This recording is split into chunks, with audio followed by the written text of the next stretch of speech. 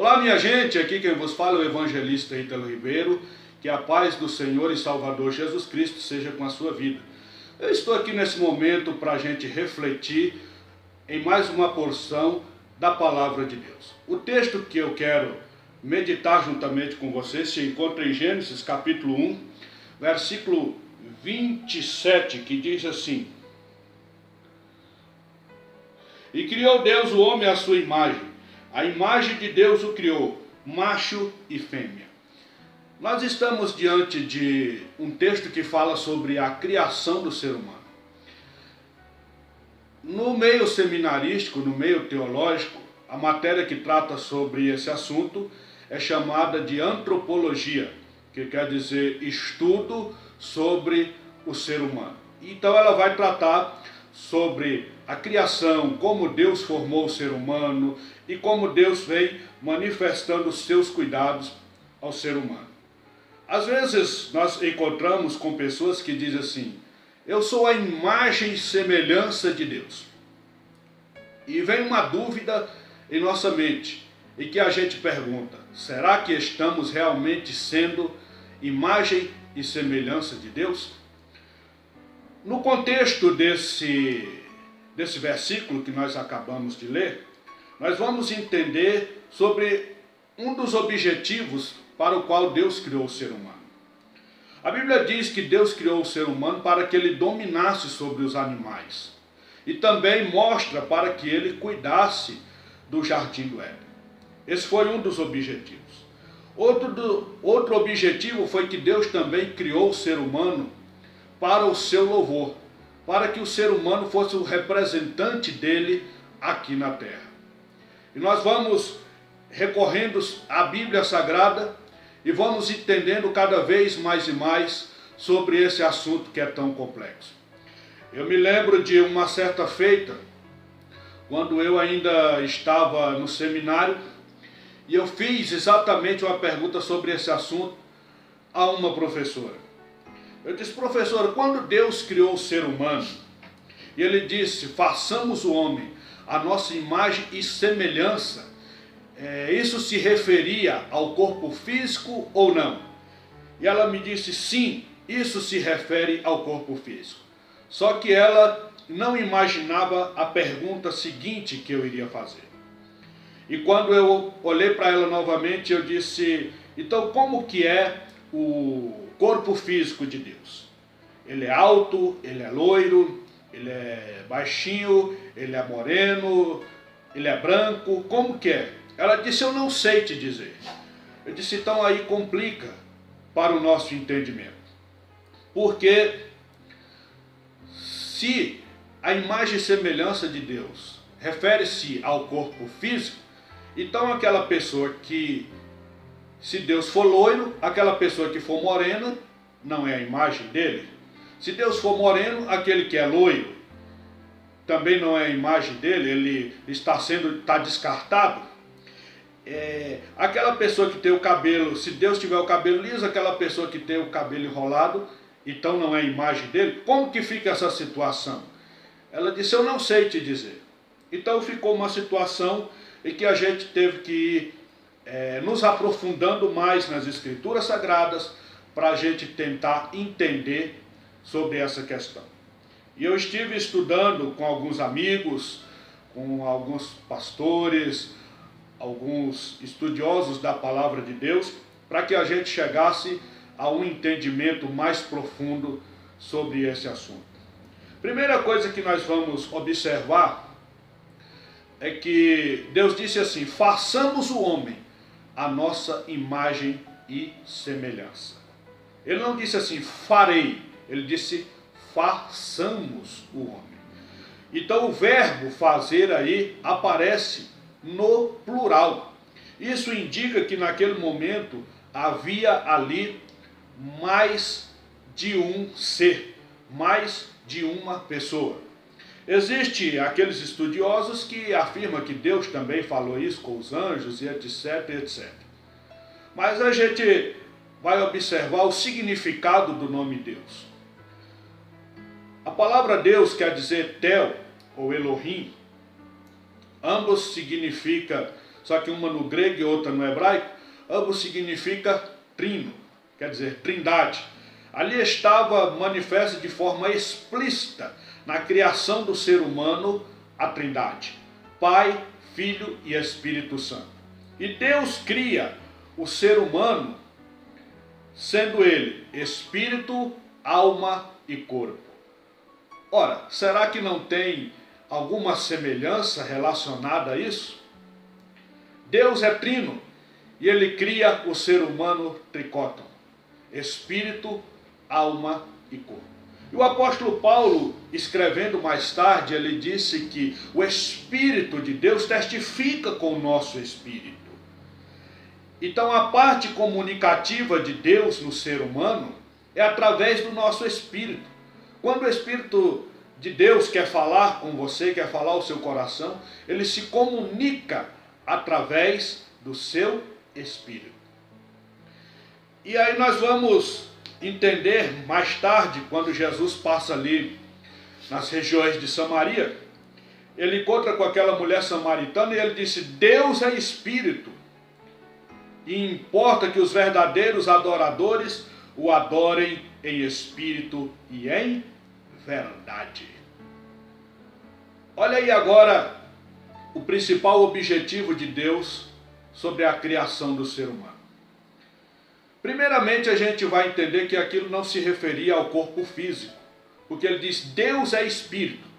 Espírito não tem corpo físico. Mas ele diz: e o importa que o adoremos em espírito e em verdade. O objetivo da criação de Deus, por Deus ter criado o ser humano, para que o ser humano fosse o seu verdadeiro adorador, para que o ser humano seja o seu verdadeiro adorador, e que você o adore em espírito. Olha a parte espiritual aí. Façamos o homem. Essa parte em espírito é aquela parte que nós temos a ligação com Deus para adorar e para o Espírito Santo falar conosco. No decorrer de certo tempo, parece que algumas coisas foram mudando. Olha só o que a Bíblia diz em Romanos, capítulo 1, versículo 23. Vamos ver o que as Escrituras Sagradas nos falam. Romanos, capítulo 1, versículo 23. E mudaram a glória do Deus incorruptível em semelhança da imagem de homem corruptível, e de aves, e de quadrúpedes, e de répteis. Aqui agora a gente vai ver que o apóstolo Paulo, escrevendo a cartas aos Romanos, ele começa a falar que a adoração que o povo deveria prestar a Deus, que o povo deveria fazer a Deus, eles começaram a mudar a sua adoração. Eles começaram a mudar a forma de adorar. Deixaram de adorar ao Criador para adorar a criatura.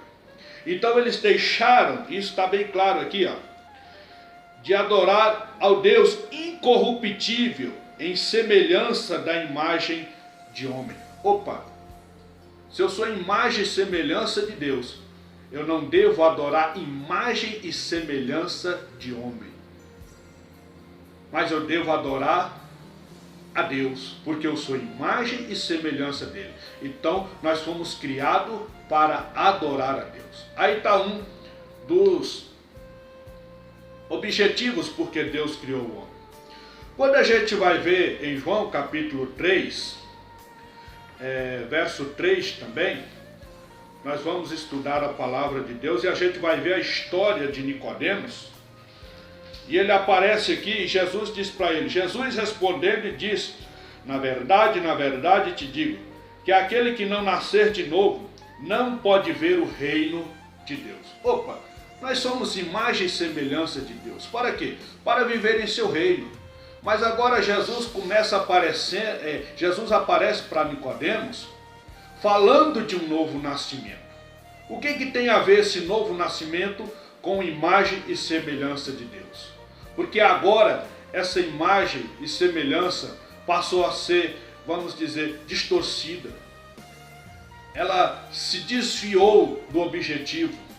E para nós sermos novamente imagem e semelhança de Deus, tendo direito no reino de Deus, precisamos nascer de novo. Precisamos deixar o velho homem e ser uma nova criatura.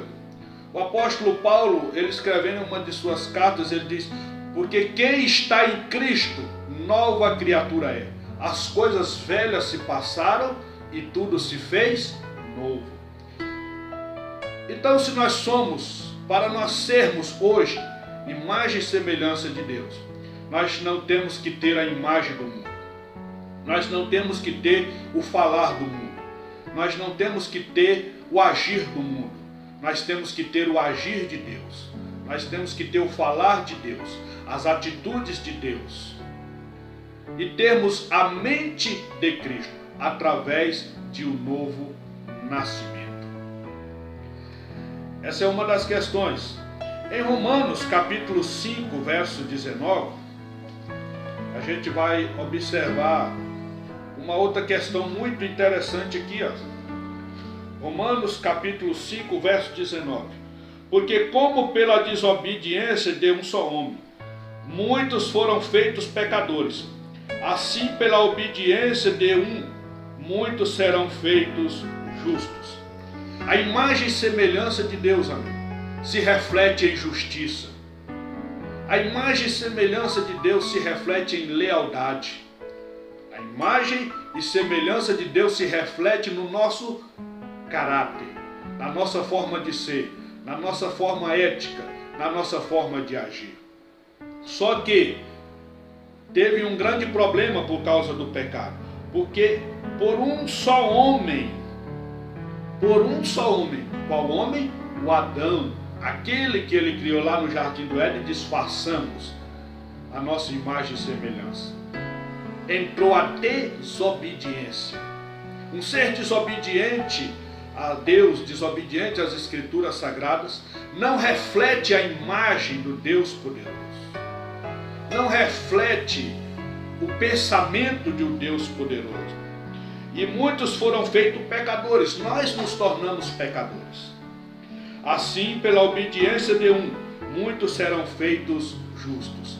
Pela obediência de Jesus Cristo, em sua morte vicária na cruz do Calvário, nós passamos novamente a ser sua imagem e semelhança, através de justiça, através de ter uma mente mudada, uma mente transformada.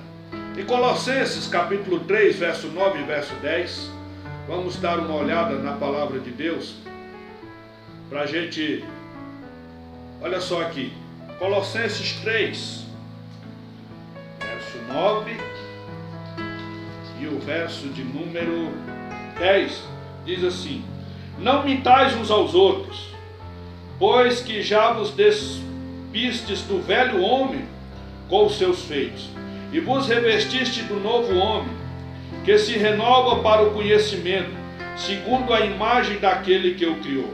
Olha só, o que o apóstolo vem dizendo: não mintais uns aos outros, pois que já vos despiste do velho homem com os seus feitos. Lá atrás Jesus falou para Nicodemos: deve nascer da água e do Espírito, ser uma nova criatura.